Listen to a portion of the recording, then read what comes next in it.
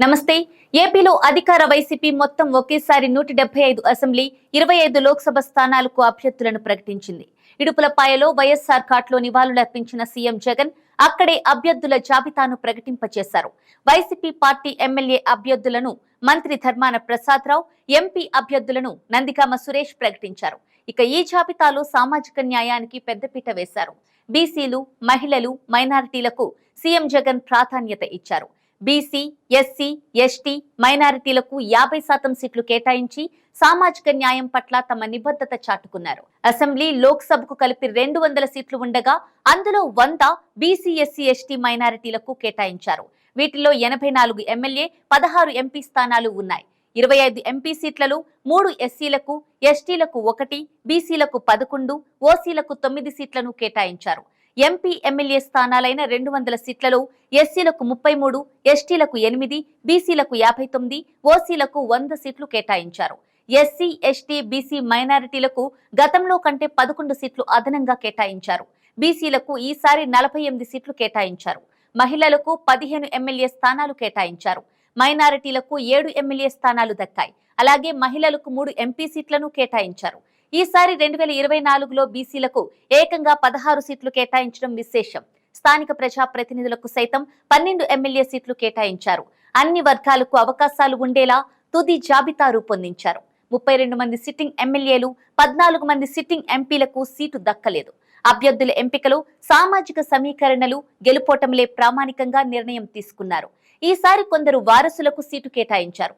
తిరుపతి నుంచి భూమన అభినయ్ రెడ్డి, చంద్రగిరి చెవిరెడ్డి మోహిత్ రెడ్డి, గుంటూరు ఈస్ట్ షేక్ నూరి ఫాతిమా, మచిలీపట్నం పేర్ని కృష్ణమూర్తి, రామచంద్రాపురం పిల్లి సూర్యప్రకాష్లకు వారసుల కోటాలో సీట్లు దక్కాయి. అలాగే పోలవరం నుంచి తెల్లం బాలరాజు సతీమణి రాజ్యలక్ష్మికి సీటు దక్కింది.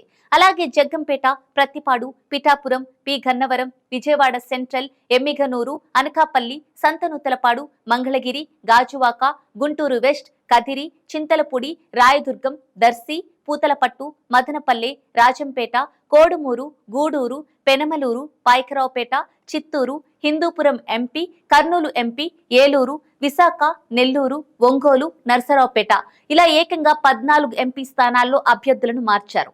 అనకాపల్లి బీసీకి ఇవ్వాలని నిర్ణయించారు. అయితే అభ్యర్థి పేరు ప్రకటించలేదు. ఇక 131 ఎమ్మెల్యేలు, 22 మంది ఎంపీ అభ్యర్థులు గ్రాడ్యుయేట్స్ ఉన్నారు. 17 మంది డాక్టర్లు, 34 మంది ఇంజనీర్లు, 2 సివిల్స్ అధికారులకు అవకాశం దక్కింది.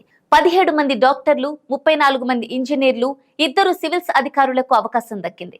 అభ్యర్థుల్లో 77% మంది ఉన్నత విద్యావంతులు ఉన్నారు. ఇక సీటు దక్కక వైసీపీని కొందరు నేతలు వీడారు. లోక్సభ ఎంపీలు డాక్టర్ సంజీవ్ కుమార్, లావు శ్రీకృష్ణదేవరాయలు, వల్లభనేని బాలశౌరి పార్టీని వీడారు.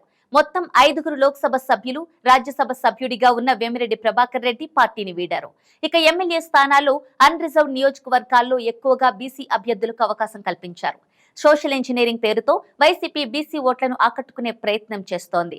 ఈసారి ఎన్నికల్లో 175కు 175 నియోజకవర్గాల్లో గెలిచి తీరాలని ఆ పార్టీ లక్ష్యంగా పెట్టుకుంది. పార్లమెంటు అభ్యర్థుల్లో సైతం సోషల్ ఇంజనీరింగ్ ఫార్ములాను వైసీపీ అధ్యక్షుడు పెద్దపీట వేస్తున్నారు. రిజర్వ్ నియోజకవర్గాల్లో సైతం కొత్త వారికి అవకాశం కల్పించడమో, నియోజకవర్గాల్లో మార్పులు చేయడమో చేశారు. దీని ద్వారా స్థానికంగా ఎమ్మెల్యేల పనితీరుపై అసంతృప్తితో ఉన్న వారికి మరో ప్రత్యామ్నాయ నాయకత్వాన్ని పరిచయం చేశారు.